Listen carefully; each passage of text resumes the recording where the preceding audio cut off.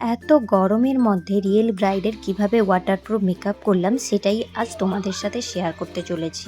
দেখো, একদম প্রথমেই আমি ওয়াটার টেস্টটা তোমাদেরকে দেখিয়ে দিচ্ছি, যেটা আমি ব্রাইডের ক্ষেত্রেও টেস্ট করে ব্রাইডকে দেখিয়ে দিয়ে থাকি। কিভাবে স্টেপ ওয়াইজ স্টেপ মেকআপটা করবে, কোন কোন প্রোডাক্ট চুজ করবে, কোনগুলো দেবে কোনগুলো দেবে না, চলো আজকের ভিডিওটাতে জেনে নেওয়া যাক। জানতে হলে ভিডিওটি শেষ পর্যন্ত অবশ্যই দেখবে, ভালো লাগলে লাইক কমেন্ট করো এবং আমার চ্যানেলটিকে সাবস্ক্রাইব করে দিও। তো এটি ছিল আমার 11th মেয়ের ব্রাইড। সেদিন খুবই গরম ছিল, তাই ব্রাইডের ওয়াটারপ্রুফ মেকআপের বুকিং ছিল। প্রথমে আমি ফেসটা ক্লিন করে দেওয়ার পরে অ্যারোমা ম্যাজিকের অ্যারোমেটিক টোনার দিয়েছি। টোনারটাকে ভালোভাবে শুকিয়ে নিচ্ছি। এরপর আমি ওয়াটার বেস ময়শ্চারাইজার দিচ্ছি ডট অ্যান্ড কিয়ের। গরমকালে মেকআপ করার সময় তোমাদের একটা কথা মাথায় রাখতে হবে, ফেসে যেন কোনো মতো ঘাম না আসে। মেকআপ করতে করতে যদি ফেসে ঘাম আসে, সেক্ষেত্রে মেকআপটা বসানো অসুবিধের হয়ে যায়। ময়শ্চারাইজার অ্যাপ্লাই করে দেওয়ার পরে আমি এখানে পিএসি অ্যাকোয়াগ্রিপ প্রাইমার ইউজ করে নিচ্ছি অ্যাজ এ ম্যাজিক ড্রপ হিসেবে। তোমরা চাইলে যে কোনো ম্যাজিক ড্রপ ইউজ করতে পারো, বাজারে অনেক রকমের ম্যাজিক ড্রপ অ্যাভেলেবেল আছে।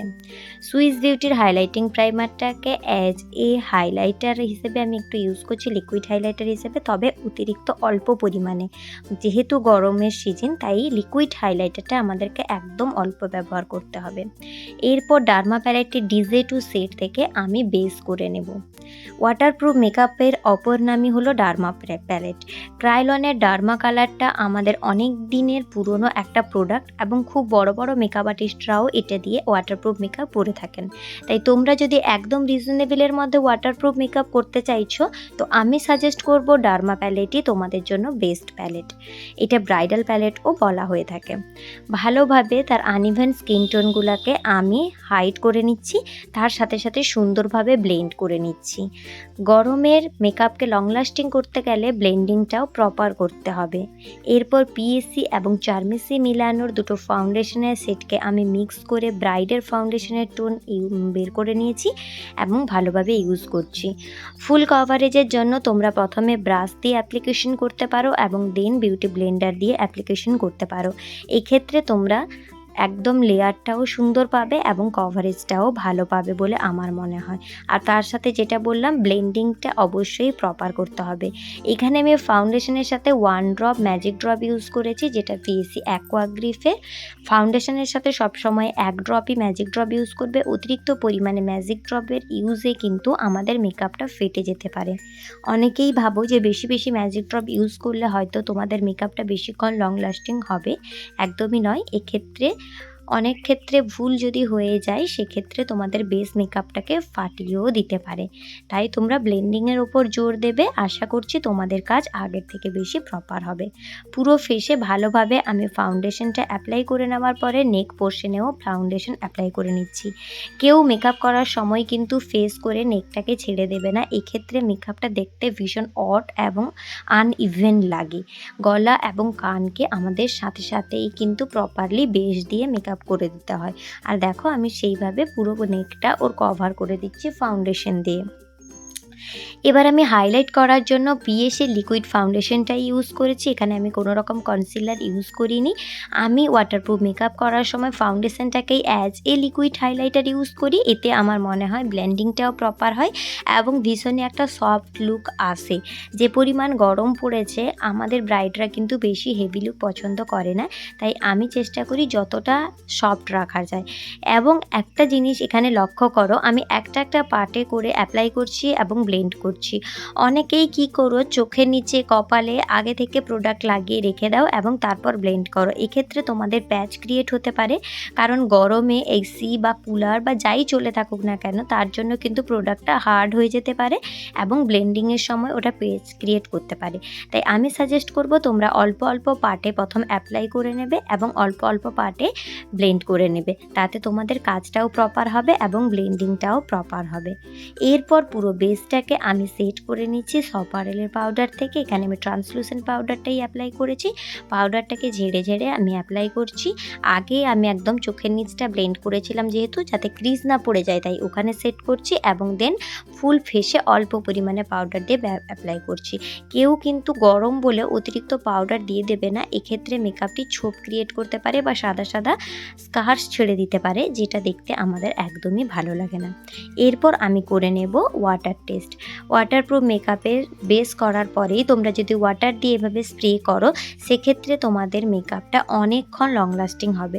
এবং টিস্যু দিয়ে আমি অল্প পরিমাণে জাস্ট ড্যাব ড্যাব করে জলটা তুলে নিচ্ছি, বাকি জলটাকে আমি ফেসের মধ্যেই শুকোনোর ব্যবস্থা করেছিলাম ফ্যান দিয়ে।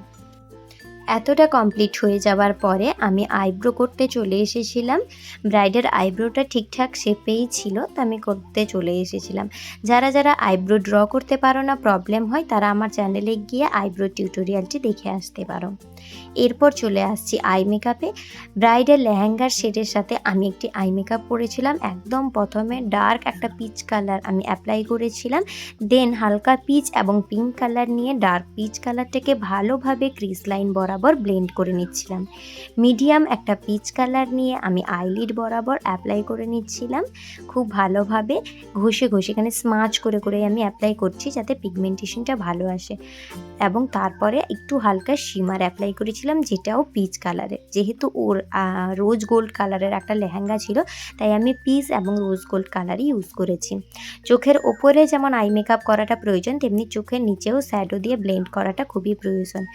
ব্ল্যাক শ্যাডো দিয়ে আমি অল্প পরিমাণে ওর কাজল টেনে দিয়েছিলাম, কারণ ও বেশি কাজল পরা পছন্দ করে না, একটু টানা টানা লাইনার চেয়েছিল।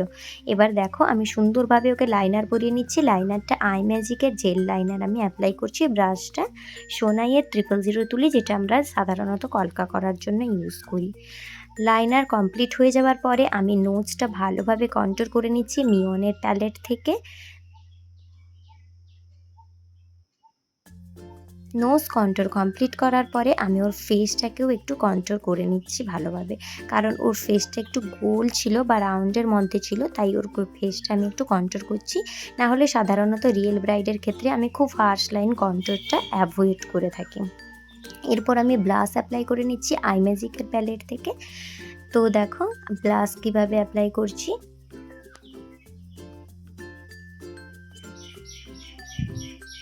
ব্রাইডকে হাসতে বলে এইভাবে অ্যাপল অফ দ্য চিকের ওপর আমি ভালোভাবে ব্রাশ অ্যাপ্লাই করে নিচ্ছি এবং ব্লাশটাকে ভালোভাবে ব্লেন্ড করে নিচ্ছি। সুইস বিউটি ব্রিক হাইলাইটার থেকে আমি হাইলাইটার ইউজ করে নিচ্ছি চিক বোনে, নোজ এরিয়াতে এবং হালকা পরিমাণে কপালে এবং কিউপিড বোতে।